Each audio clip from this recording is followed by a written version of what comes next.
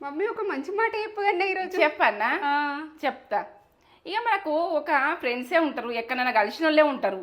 కలిసిన వాళ్ళు ఉంటే ఏంటంటే నువ్వేం చేస్తున్నావు, నీ పిల్లలు మంచుకుండ్రా, కాపీ తాగిండ్రా అని ఏదన్నా అడుగుతారు.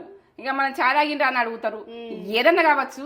ఇక నువ్వేమి బిజినెస్ చేస్తున్నావు, ఏం చేస్తున్నావు అని అడుగుతారు. కానీ నువ్వు వాకింగ్ చేస్తున్నావా, నువ్వు మెడిటేషన్ చేస్తున్నావా అని ఒక్క విషయం అడగరు. ఎందుకంటే ఇక అది మన ఆరోగ్యం గురించి అయితే అడగరు. ఇక ఏంటంటే ఇన్సూరెన్స్ కట్టుకున్నావా ఒకటి, ఇవైతే అడగరు. అది ఏదైనా జరిగిందనుకో గది కట్టుకుని తెలియదా పిల్లలు ఉండంగా. అలా ఆధారం పెట్టద్దా తల్లిదండ్రి, ఏ పిల్లని అనాథ చేయకుంది, ఏ పిల్ల లేకుండా బతకద్దు. ఏ పిల్ల మన తల్లిదండ్రులు ఉన్నంతసేపు ధీమెట్టున్నామో మన పైసనన్న అట్లా ధీముంటాడు చూడు.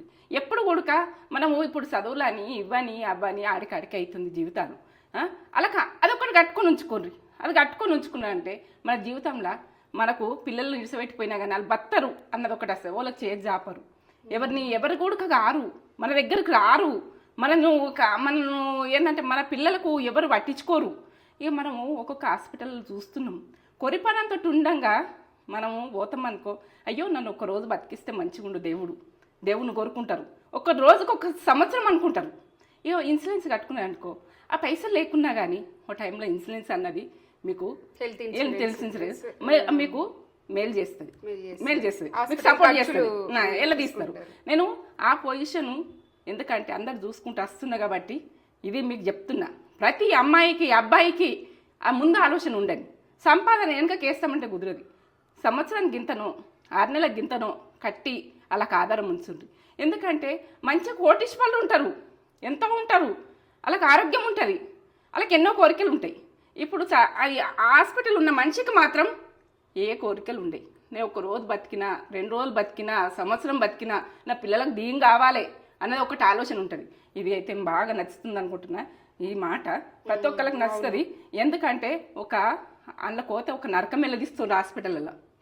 వాళ్ళు ఇంకా బతితే మంచిగా ఉండు, ఒక రోజు బతితే మంచిగా ఉండు. ఆ కోరి పనాలతోటి ఇట్లా బాధపడుతుండ్రు. అలా చూస్తుంటే మస్తు బాధ అవుతుంది. నేనైతే హాస్పిటల్లో చూడలేకపోతా, ఎప్పుడైనా వెళ్ళా కానీ అలా చూడలేకపోతా.